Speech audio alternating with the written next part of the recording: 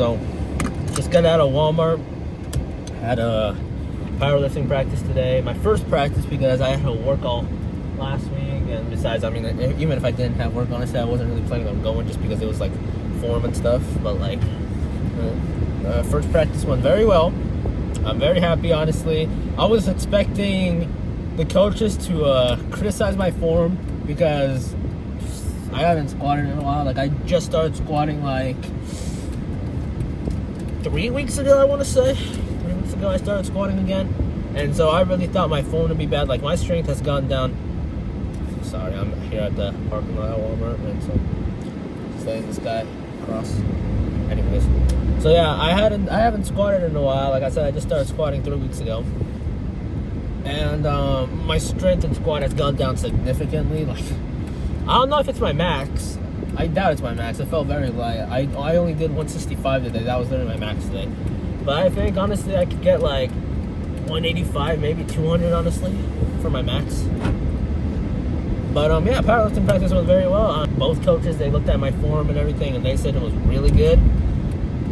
They said that there was literally no flaws in it. I mean, I told them that I felt like I was going too deep in depth for squat, because that was my issue last year, was that I dig too deep down, and so coaches just told me to watch out for that.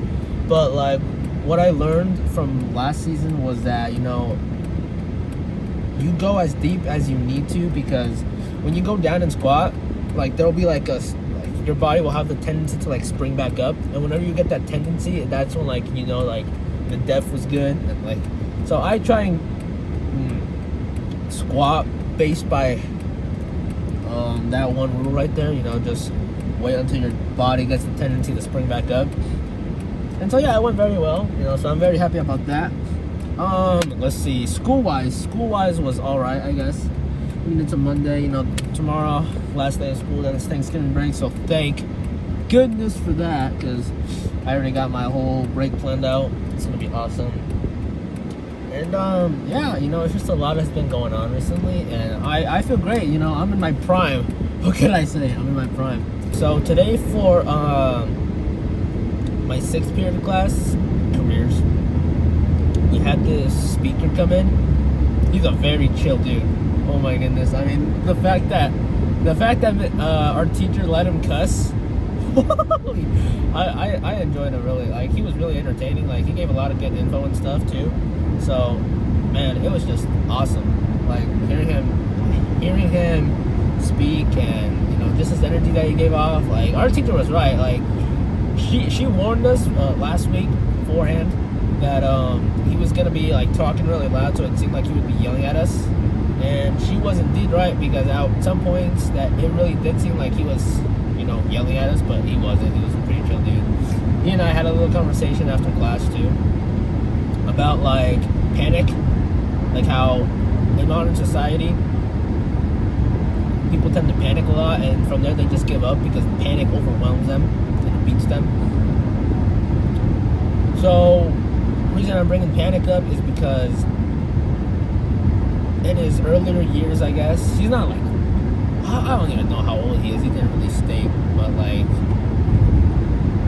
I'm just gonna say in his earlier years, you know, he explained to us how he had lost his job, and I asked him, did you panic when you lost your job, or like how did you react to losing your job? He just said no, that, you know, just kept calm, played it cool, and just said, you know what, just pick up the phone book and dial every single number until, you know, hopefully something comes up. And that's exactly what he did, and he got a job, and that job is where he's currently working at right now, and he loves it. So that's good for him. So I decided to bring up panic to him because he also agreed with me. He agreed that in our society, people tend to give up easily because they feel overwhelmed, you know, and they panic. And you know what? While it makes sense, of course, it's not really something that you should be doing, because it's not a good habit to practice, I guess.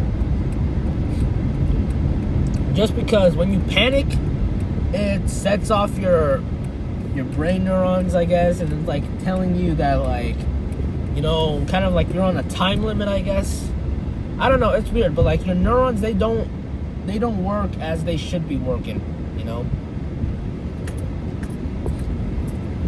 And so what people take that is as a sense of, you know what, in order to get this out of the way rather quickly, because like I said, your neurons think that you're like on a time limit. That's what I like to think of it of, is, you know what, they just say, you know what, I just give up. Let's just call it quits. You know what? And I do not stand with that. And he agreed with me on that. He said that you should not panic. And so what I did was I wrote a quote on the board that said, in moments of crisis, panic is nothing. Harness it, let it serve you. Because it is absolutely true. You know, you want to be able to harness panic. You want to be able to use it. It's like anger, you know? Like, if you control it, it can be used as a weapon and very effectively. Same thing with panic. Just let it harness you, and, you know, just got to build up on that again, you know? But don't ever just randomly give up. Like, you know what? I'm on a time limit. I'm too overwhelmed. I give up on this thing, you know? It happens all the time with, like, school, like I said in the previous video, you know, kids doing sports, they got jobs, and then on top of that, school. So, like, I understand their point of view, too. Like, believe it or not, I'm going through it right now. I have sports, a job, and school. But I don't let that overwhelm me, you know? Like, just be responsible, be held accountable for yourself, you know? And I feel like that's what a lot of people don't do anymore. And so, you know, you gotta learn how to be accountable for yourself.